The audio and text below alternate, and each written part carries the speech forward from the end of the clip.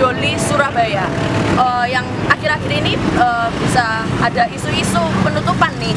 Bisa dilihat di samping-samping saya ada betapa ramainya suasana di sini, tetapi perlu diketahui bahwa keramaian di sini bukan berarti keramaian bagi rumah-rumah lokalisasi yang ada di dalam maupun beberapa orang pekerja yang bermata pencarian di sekitaran lokalisasi Doli. Berikut akan ada beberapa cuplikan wawancara kami dengan beberapa tokoh yang ada di lokalisasi.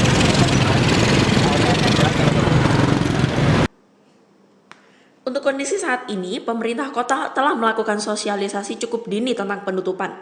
Tri Risma hari ini selaku wali kota bahkan menyiapkan jalan keluar dengan pelatihan dan dana kompensasi. Bagi Jawa Timur, penutupan lokalisasi bukanlah hal yang baru. Sudah 24 lokalisasi ditutup di provinsi ini dan telah berjalan dengan baik. Namun kali ini berbeda. Volume transaksi tinggi dengan segunung tumpukan rupiah, karena Doli adalah kompleks lokalisasi terbesar di Asia Tenggara, membuat banyak kalangan terlibat. Selain para pelaku langsung, organisasi buruh dan politisi ikut memanfaatkannya sebagai materi retorika. Pemerintah, oknum, aparat, itu bagian dari masyarakat sebenarnya. Tapi yang busuk adalah mereka yang sembunyi, yang mengendarai politik sebagai untuk makan nama mereka sendiri. Ketika kita dalam masa-masa tertentu, kita membutuhkan aparat, kita membutuhkan mereka, itu tidak bisa dibohongi.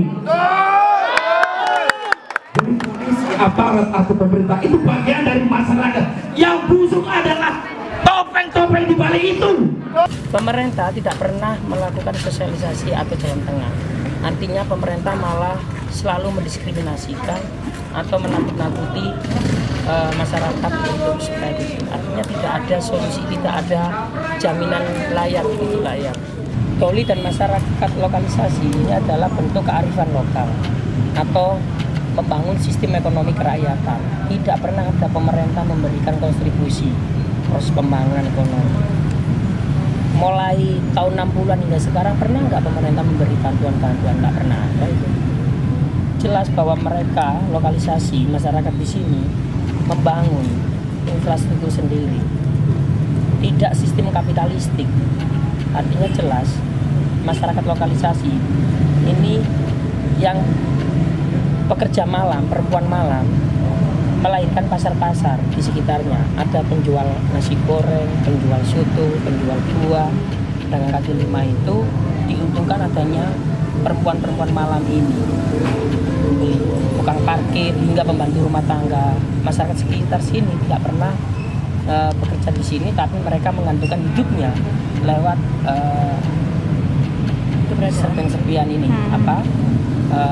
dari perempuan malam ini mereka diuntungkan. Artinya kalau perempuan-perempuan malam ini dihentikan atau ditutup, maka mata pencarian ekonomi masyarakat sekitar akan mati dan akan membunuh puluhan ribu masyarakat sekitar lokasi, hilang mata pencariannya.